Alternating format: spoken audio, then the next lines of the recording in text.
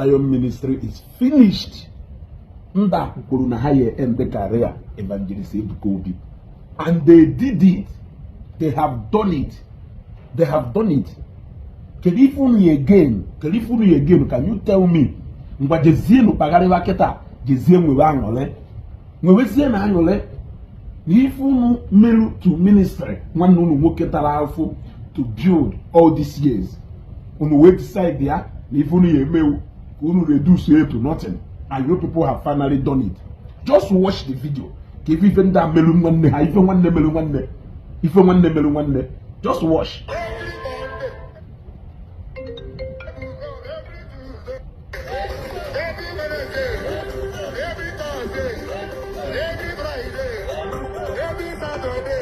Hey, Ishoku.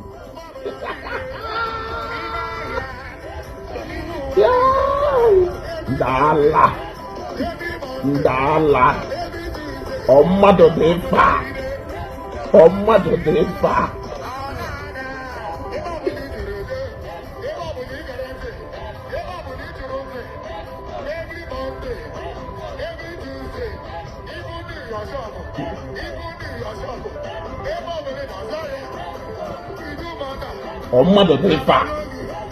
dị fa ka aja. Itu okwute okporo isi mmadụ.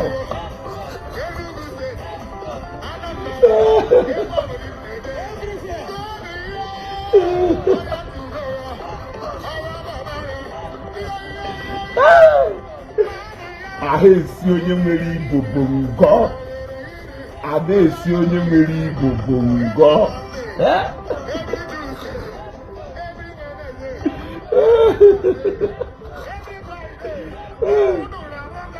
Ahesi onye nwere Igbo bongo. The more they talk about this man, the more this man can be. Dika na banti ka na banchi. Dika na banti ka na banchi. Dika na banti ka na banchi. If you could eat through to could see the mother, the man in Kumake, the more people they celebrate, the more people they check. Hajemazi if you name special na Zion. That is why if you want to promote something, you create a kind of controversial video about that thing. When you create a kind of controversial video about that thing, people will rush there to go and see what is happening and what are the message. So this is a way of you people freely advertising Zion ministry without Evangelist Ebuka Obi paying dime to you people. You are advertising Zion ministry to the world to come and see. Onye no katazie maka ifo sin na kan jeguduri kan o iseda no jeri ije ko onje witness ya arrange ananya onu eba owuru a product of that arrange. E otago ojo ilukwase na nda na ekwu na arrange ka bia me. E otago maka ibu kata maka something ndị mmadụ agbaru na eje. That is how the viewers enwelu na open heaven see we skyrocket to more than 40% increase. Because people want to come and hear the kind of prophecy this man gives. People want to come and hear. People want to come and see. All those things. People want to come and see and have it first-hand knowledge. Have more interesting something. All thanks to you people. Look at the crowd. Because they want to tap from the grace of this man. He cannot bring down somebody whose God has taken up. You cannot do that. The man has worked so hard to put this number together here. It wasn't because of RNG. These people are here because of first-hand touch from Chineke anyway. Through the ministration of Evangelist Ebuka Obi. You cannot do anything to bring down a man whose God has lifted up so high. He ought to go on or do go. Adore Ebema, and only if Ebe Ugo Chalacha, Ade Chuchu. Courtesy of you people, I am making this video to appreciate you people for the kind work you people are doing for Zion. You think you are fighting Zion? No, you are not. You are promoting Zion. Just look at all Akayo. Look at what you are doing. And you think you are an enemy of Zion? You are a lover of Zion. That 40% of numbers increase in an open heaven. Who people like you and your colleagues who are coming in to spy to see what you are going to blog, thereby increasing the numbers. And one day you will be arrested. Holy Spirit is going to arrest you. You want to go arrest a lot of people. Have you not seen a lot of people who used to be criticizing Zion now speaking in favor of Zion? You think somebody paid them? Nobody is paying them. Oh, kahabiafu, kahabialu, ronya wage defa. Kahabiafu, kahabialu, ife jindos wage defa. You want to go? Kahabiafu chata, kahabialu, ife jindos wage defa. Because nifa abanaka, ejihe. Just look at woke. Negodu woke. Oh, thanks to you. Continue talking. The more you continue talking, the more you are bringing more people to Zion. Every day, new people now get Zion now in their hundreds and their thousands. Courtesy of you. If you don't have a plane, no, you so can we be a Wolanya for Habia Fifa and you Habia Lueba. It's an umbrella now name it RNG. They want to experience that blessing. They want to come themselves so they can come and see. You are the one who is doing it.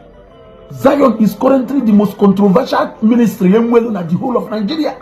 Credit to Evangelist Ebuka Obi. He is not losing anything, and don't think he's ever going to lose anything. You must be joking if you think you will end up one day to wake up to find out that Namunyeru, Omogo, and the whole members of your family are now Zionites. While you are standing only yourselves, you can't do anything rather than joining the winning team. You want to go? We are always willing to welcome you to the winning team. After all, Jesus said, "You want to go? Jesus is there because of you." You want to go? So, we love you. We love you. We love you. We love you. We love you. We love you. We love you. We love you. We love you. Well, come on, tackle the fulfillment of that scripture, that word in the scripture. The good mother. The good mother. Numbers and then I watch it online. Over 1 million people to 5 million people watching on interval on Facebook. That is the grace we are talking about. Ebuka Obi. Ebuka Obi. Ebuka Obi. Ebuka Obi. Ebuka Obi. Ebuka Obi. Ebuka Obi. Ebefa na anwụnkwụ. Ebefa na akụ asịrị. Ebefa na ata anụ. Ebefa na esi Igbo. Ebe ha na akpokolos. Ebe ha na eri nwa. Ebe niile fa nọ. Ebe ha na eje ohi. Ebe ha nọ be nwa dibịa. Ebuka Obi. Ebuka Obi. Ebe fa na akpa ego n'ogige maka azụka. Ebe niile ha nọ. Ebuka Obi. Ebuka Obi. Ebuka Obi. Ebuka Obi. Ebuka Obi. Ebuka Obi. Ebuka Obi. The most talked about. But they imagine if they I don't happy that we go church is capable of. I don't happy. Name we go church is capable of uniting Manda Jife Manda's bomb mother. Tune need a platform who ne Ogo say na zopotono. Na freedom one other far from heaven. For the mere fact that na so open swiwo, as onya jomwe, as we me for jail, that they find the Zion prayer movement favorite for you to go and wash. You even go to wash open heaven. Ki Jesu tasere yako. Ki Jesu TV ejiwe blog. Ki Jesu TV ejiwe ke Evangelist Ebuka Obi ono. It is still part of evangelism. Maka ni je na fe n'ezi ozioma. Homa ni ne give na ekwu unde kwetara ma na ebe aka na enweta mkpụrụ obi nde jula nde kwere ekwe. So Gaban Niru, welcome all of them.